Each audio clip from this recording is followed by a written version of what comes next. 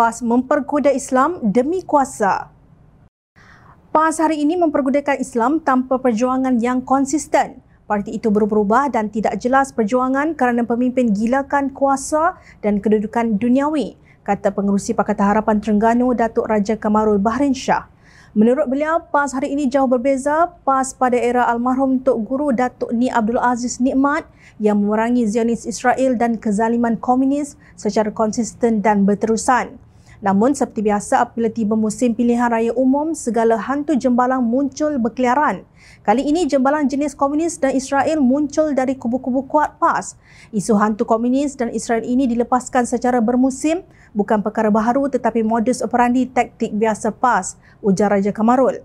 Beliau mengimbas kembali semasa kerajaan dipimpin bekas Perdana Menteri Datuk Seri Najib Razak yang disokong PAS, beliau membenarkan pegawai kerajaan Israel hadir seminar di Pusat Convention KLCC selama seminggu. Kami membangkitkan hal ini tetapi PAS diam membisu, ujar Ketua Amanah Terengganu itu. Beliau berkata semasa PAS jadi kerajaan pada tahun 2020 dalam Perikatan Nasional, United Arab Emirates UAE menganjurkan Expo Dubai 2020 yang disertai Israel. Palestin menarik diri daripada menyertai Expo tersebut. PAS bukan hanya tidak membantah tetapi menyokong Malaysia menyertainya, kata Raja Kamarul.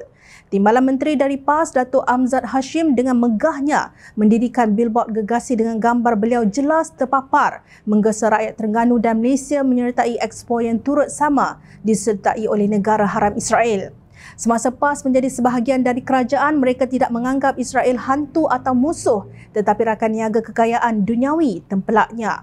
Raja Kamarul juga mencela sikap PAS yang tidak membantah kemasukan ahli Parti Komunis Republik China ke Malaysia untuk mengadakan mesyuarat di Kuala Lumpur.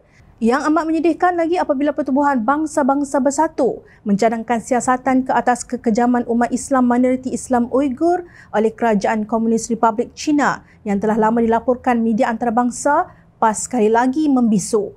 Amat memalukan 19 negara membantah siasatan. 17 negara termasuk negara bukan Islam seperti England dan negara-negara Eropah bersetuju siasatan. Tetapi Malaysia berkecuali sekaligus menggagalkan siasatan kekejaman oleh rejim Komunis China ke atas umat Islam, tegas beliau. Beliau juga mempersoal pendirian Tan Sri Abdul Hadi Awang, Datuk Sri Tuan Ibrahim Tuan Man dan Datuk Idris Ahmad yang membisu apabila Kerajaan Republik Komunis China menzalimi umat Islam minoriti. Apa motif dan agenda PAS yang kini tiba-tiba bersungguh-sungguh benar mendakwa komunis ada di Malaysia tetapi tidak membuat laporan polis pun berhubung dakwaan ini? Soalnya. Tegas Raja Kamarul, jelas hari ini PAS adalah semata-mata parti politik yang bertopengkan Islam untuk memperdayakan penyokong demi kuasa dan kedudukan. Sampai bila agaknya rakyat Malaysia baru boleh keluar daripada sikap perkauman yang melampau ini? Daripada sebelum pilihan raya umum sehingga ia selesai dan kerajaan sudah dibentuk, suara-suara politik songsang masih lagi kedengaran. Setiap hari ada sahaja video atau audio baharu yang muncul dengan suara watak yang menghasut untuk menjatuhkan negara. Jangankan hendak menjaga hati rakyat, nasihat yang di-Pertuan Agong dan Majlis Raja-Raja Melayu pun tidak dipedulikan.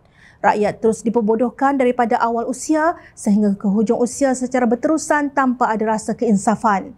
Adakah kebencian kaum itu mampu bertahan sebagai makanan untuk tenaga bagi menjana kuasa, sedangkan ia hanya akan menghancurkan negara?